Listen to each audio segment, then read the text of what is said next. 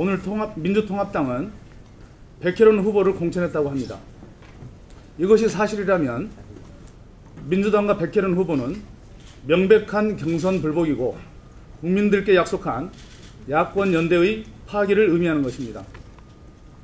작은 욕심과 미련이 국민의 명령을 거부할 근거가 될 수는 없습니다. 경선 불복은 민주주의 그 자체를 부정하는 것이고 공정한 룰에 의해서 경선하였고 그 결과가 나왔으면 따르는 것이 도리이고 상식이며 원칙입니다. 경선 불복은 안산 단원갑에서 그치는 문제가 아니라 이번 총선 전체를 뒤흔드는 심각한 일입니다. 민주당과 백혜련 후보는 표본 설계 오류를 주장하며 재경선을 주장하고 민주당은 후보 단일화를 조건으로 조건부 공천을 하였다고 합니다. 표본 설계 오류를 주장한다면 모든 전화 여론조사 경선을 다시 실시하여야 합니다. 전화 여론조사 경선은 누가 유리하거나 불리한 것이 없습니다. 같은 조건 하에서 이루어진 전국의 다른 경선 지역에서 이와 같은 경선 불복의 사례가 또 발생하지 않는다는 보장이 없습니다. 국민 앞에서 한 약속을 저버리는 해서는 안 될 일을 하고 있는 것입니다. 민주통합당 지도부와 백혜련 후보는 현실에 대한 정확한 인식을 가져주시기 바랍니다. 야권의 공멸을 가져오고 MB 심판의 길을 가로막는 우를 범하지 않기를 바랍니다. KT 등재번호라고 하는 것은 정확히 2007년도 KT가 발행한 전화번호부에 인쇄 등록되어 있는 번호를 지칭하는 것입니다. 그 데이터는 정확히 2007년경에 KT가 자신들에게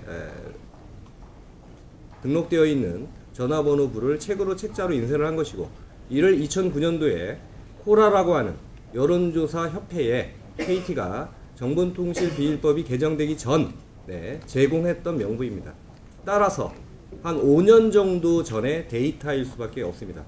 따라서 결실률, 결변율이 20, 30%에 가깝고, 그 5년 동안 타 지역으로 이사를 했다 하더라도 그 KT 등재번호에는 여전히 5년 전 거주지를 중심으로 돼 있을 수밖에 없는 불완전한 데이터임을 여론조사 전문가들은 다 알고 있는 주지의 사실이었습니다.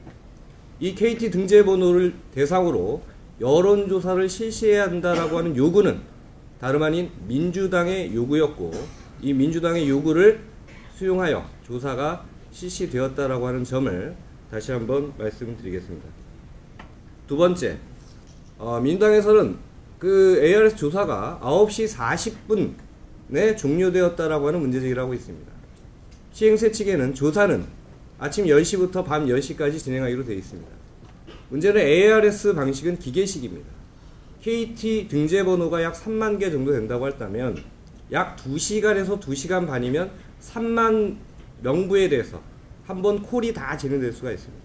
그래서 저희가 ARS 계약업체에게 일괄 지침을 냈습니다. 경선관리위원회는 최소한 3번 이상, 다시 말해 KT 등재번호에 기록되어 있는 모든 분들에게 3번 이상은 전화 설문을 할 수 있도록 돌려달라고 요청을 했고, 그 3번 이상 하는 것은 업체의 자율성에 맡기겠다고 했습니다.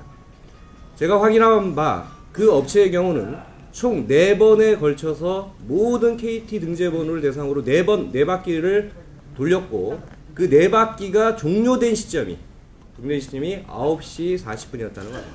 ARS 조사 방법상 모든 명부를 대상으로 1바퀴, 2바퀴, 3바퀴, 4바퀴가 돌아간 시점이 당일 일요일날 9시 40분이었기 때문에 9시 40분에 조사가 종료되는 것은 당연한 결과이고, 이 역시 시민사회 참관인과 정당 참관인이 다 공히 인정한 결과임을 다시 한번 확인드립니다. 조사업체 선정과 관련된 문제제기가 있는 걸로 알고 있습니다. 조사업체는 양당이 서로 추천을 하고 양당이 선호하지 않는 업체를 배제한 것을 기준으로 합의하에 진행되었고, 어느 지역을 어느 업체에 맡길 건가 하는 것은 추천 방식으로 진행되었음을 다시 한번 말씀드리도록 하겠습니다. 마지막으로 민주당이 주장하는 조건부 야권 단일화를 전제로 민주당 후보를 공천했다라고 하는 부분과 관련해서 이를 경선관리위원회가 안산 단원 갑과 관련해서 양당이 합의해야 될 지역이다라고 했다는 식의 허위 취지를 이야기한 바 있습니다. 이와 관련해서 경선관리위원회는 정확히 17, 18일 날 모든 지역에 대한 조사가 완료된 후 19일 자정부터 아침 7시까지 51개 지역에 대한 로 데이터를 포함한 모든 자료에 대한 검증 결과를 마쳤고 안산 단원갑은 워낙 미세한 결과이므로 민주당이 아침 7시까지 검증을 완료함에도 불구하고 12시까지 시간 연장을 요구했습니다. 저희는 그 요구를 수용해 주었습니다. 미세한 결과 차이기 때문에 혹시라도 데이터상의 또는 통계 처리 과정상의 실수가 있으면 특정 후보의 유불리를 떠나서 그것이 결과에 영향을 미친다라고 한다면 충분한 검증 시간을 주자.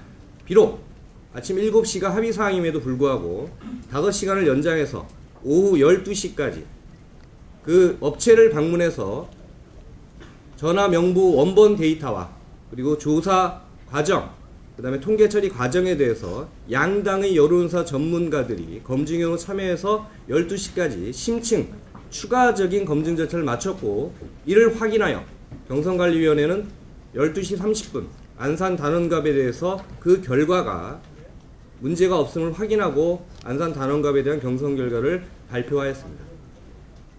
민주당 위원들도 만장일치로 동의했던 것이고요. 다만 이후에 민주당이 이를 문제를 삼아 다음 날인 3월 20일 날 경선관리위원회는 안산 단원갑과 관련된 회의를 다시 진행합니다. 진행해서 다시 한번 경선관리위원회가 양당 위원들의 합의하에 만장일치로 이를 결정한 바를 확인하고 다만 민주당이 안산 단원갑을 재경선을 요구한 요구사항과 관련해서 이는 양당 간에 필요하면 합의로 해야 될 문제이지 경선관리위원회의 기결정을 바꿀 이유가 없다라고 하는 것으로 3월 20일 날 경선관리위원회의 입장을 발표한 바 있습니다. 지금 조성찬 후보가 들고 계신 이 경선 서약서는 백현원 후보가 3월 16일 날 경선관리위원회에 제출한 서약서로서 경선관리위원회의 결정과 이 결과에 대해서 모든 것을 승복한다라고 하는 서약서입니다. 이를 제출한 후보가 경선관리위원회 결정을 수용하지 않고 이를 불복하는 행위 역시 후보자로서 매우 바람직하지 않은 행위임을 다시 한번 지적하지 않을 수 없습니다.